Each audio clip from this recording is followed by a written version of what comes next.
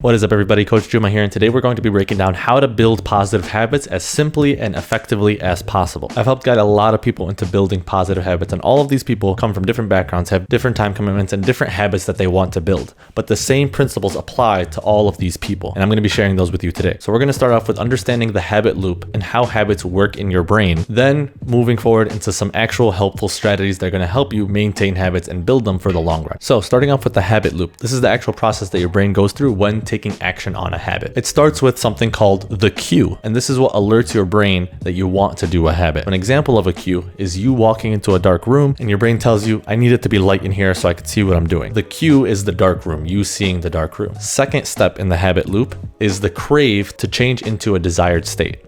So right now you're in a dark room and you want to be in a light room. There's a craving for you to go into a brighter place. That craving is what leads to you taking an action, which is the actual habit. And the third step of the habit loop, the response. You are rewarded with a light room that you can operate and work out of. And that is the final step of the habit loop, the reward. The reason why you do a habit and why you keep going back into doing habits. If you've ever been in a place that has the power out, you still go into dark rooms flipping on the light switch without even realizing it. That is an ingrained habit as a result of going through this loop so many dozens of hundreds of times. And you could build a positive habit just by manipulating the different aspects of the habit loop. But there's one really important factor that I'm going to mention several times throughout this video. The way to build a habit isn't by doing it for a certain amount of time, but for doing it for a certain number of repetitions. Habits become habits because you've done them so often and so frequently. You've probably heard variations of the old idiom that it takes 90 days to build a habit or 21 days to build a habit or whatever. None of those are actually really true.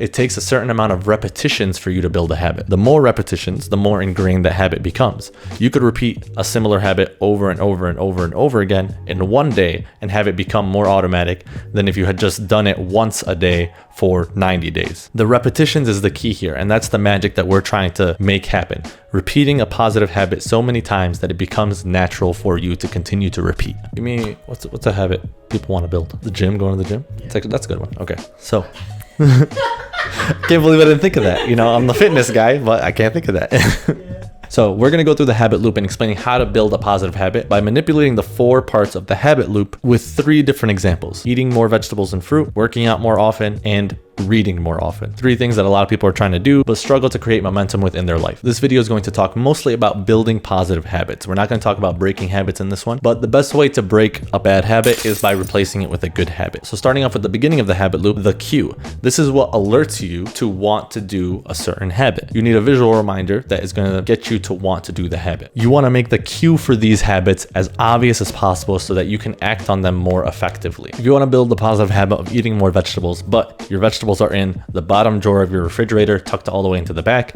you'll never be alerted or cued to actually take action on doing that. Likewise, if you go to a gym that is completely out of the way of your commute, you'll never be reminded to actually go to the gym. You're creating a lot of resistance and a lot of friction to getting to the gym, which makes it really hard to build the habit of going to the gym in the first place. So cueing yourself to take more positive action on your habits means adjusting your environment in a way that is going to make remembering to take action on the habit as easy as possible. So if you're trying to eat healthier, you're trying to eat more vegetables, more fruit, have those out and in the open for you to take more often and consume more of. Just like if you had a bowl of candy out on the table and every time you walked by it, you took a piece, you're going to have the same effect with the healthy food options as well. If you had your gym shoes out in the open for you to always take and ready to put on for you to work out, that's going to make you more likely to go through a workout than if they were hidden away at your bottom drawer and you always forgot about it. Or if you had a gym that was on your way to work or on your way home, somewhere that you drove by very often, it becomes a lot easier for you to go into the gym and do a whole workout. Having a book on top of your phone next to your nightstand is going to help you read more instead of scrolling through your phone. Make it easy and obvious for you to take action on these habits throughout the day whenever you can. Now, the second aspect of the habit loop that you can manipulate to take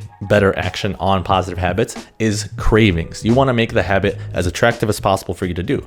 That's what makes habits so ingrained and why people do bad habits in the first place. They want the feel-good sensation gratification that habit brings them. They crave that. So now you need to find a way to crave these habits that you're trying to incorporate into your life. One really great trick to do that is with habit stacking. What this is taking a habit that you're already doing and stacking it with a new habit that you're trying to build. So let's say you have a routine breakfast that you have every single morning. You've done it for months, if not years. That's a habit that you already have. If you're trying to eat more vegetables, find a way to incorporate vegetables into that meal. You're taking a habit that you're already doing and just adding something that you're trying to do more of with that habit. If you're trying to read more and you always have a morning coffee, stacking that habit so that you read with your morning coffee is an effective way to build a habit of reading. If you're trying to work out more and go to the gym more often and you have a gym on your way home, use your commute home as a stack to go to the gym instead and make it as convenient for you as possible. Now for the third part of the habit loop, this is where you actually take action on the habit that you're trying to build,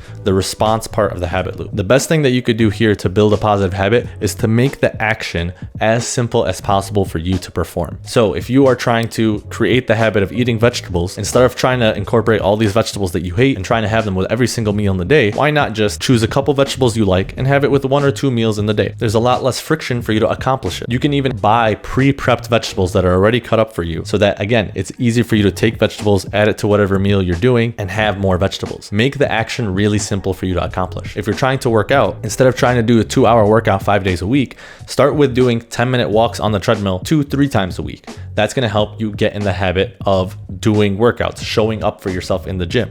Once you show up consistently enough, build on the habit of working out and make the workouts more advanced. Again, making it easy to execute so that you can put in the repetitions so that it becomes a habit. The key thing is putting in the repetitions. You can adjust the intensity of it or the magnitude of the habit later on. If you're trying to build the habit of reading, instead of trying to read a chapter a day, read for 2 minutes a day, read 2 pages a day if you want to. Make it simple and effective for you to do the habit so you get those reps in. In fact, more often than not, it's better to make it smaller so that it's easier for you to do more often. We always try to bite more than we could chew when getting started, because when we want to make the change, we're in a high emotional state and we convince ourselves that we can do a 2-hour workout 5 days a week. We can read a chapter every single day. We can eat and cook vegetables with every single meal. But in reality, you can't do that yet, which is why people will start off doing a habit for a few days and then lose momentum because the resistance becomes too strong. There's a fatigue that comes with trying to do that much when you're not ready to do it yet. So get ahead of yourself and break it down into simpler steps. Don't try to force yourself to meet a high expectation that you're not ready to do yet. In the book Atomic Habits by James Clear, he mentions the 2-minute rule. If you're starting to build a habit and it takes longer than 2 minutes to perform the habit, then it's too hard to start with. If you're working out, 2-minute walk. If you're eating, 2 minutes of prep for the healthy foods. If you're reading, 2 minutes of reading every single day. Easy to execute, easy to put in the repetitions, and easy to build a habit off of. Really big emphasis here. The repetitions is what makes the habit. You don't need to do a lot of it. You just need to do it frequently. So the 2-minute rule is a really powerful way for you to get in a lot of repetitions without it leading to fatigue on your end. And now the last part of the habit loop is the reward. And this is what makes the habit so pleasing for you to do, and why we have so many bad habits as human beings is because they make us feel good for a period of time. So if we're trying to build a new habit, we need to find a way to make it rewarding. And one of the simplest ways I've found to make it rewarding is by creating a checkbox system for yourself. As you can see here, I have my March habits set up. This is in a place that I can see every single day. It's usually behind the camera in this office. I use this as a cue, but also every time I check it off, I get a little bit of a dopamine hit that I'm accomplishing something. It's rewarding for me to do that task and check it off the list. If you've ever had a to-do list and you've checked stuff off the to-do list, you know it feels good. And this creates momentum for me to continue moving forward and continue ingraining the habit. It's not a complicated system, but it gets the job done. But what's important to note here is you want to make sure that the reward matches the size of the habit. If you read 1 page of a book, it doesn't make sense to reward yourself with a vacation. It's so ridiculous. Or buying yourself a new pair of shoes just because you worked out one time. Just like imagining yourself read a page of a book. It's like, oh man, going to Thailand this week. Maybe every time you give yourself a serving of vegetables, you give yourself a sweet treat on the side of your post-workout meal. If you've read a book 2 minutes every day for a week, maybe you reward yourself with a relaxing night one weekend where you don't have to do anything. If you want to do an action consistently for a longer period of time, you deserve a bigger reward for that. It's motivating for you to continue to repeat that. But if you're only doing 2 pages a day, 2-minute walk a day, 2 servings of vegetables a day, start with little dopamine hits that continue to reward you and encourage you to build momentum as we go forward. And this is a very progressive model. So if you've hit 1 month of consistency, following the 2-minute rule, increase the intensity of the activity being done. Maybe you read 10 pages a day, maybe you work out for half an hour, maybe you have vegetables with every single meal. And now you can increase the reward as well, especially as it's done for longer periods of time. So now, stupid simple summary of the science of habit building.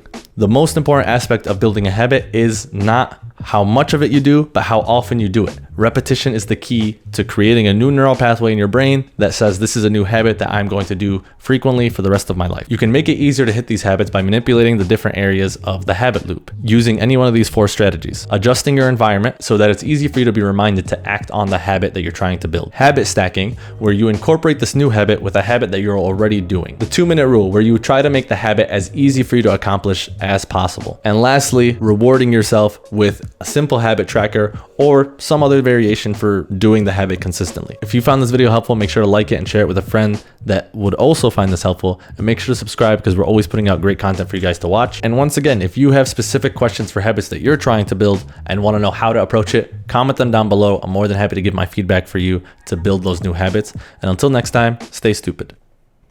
Hell yeah. Thailand, here I come.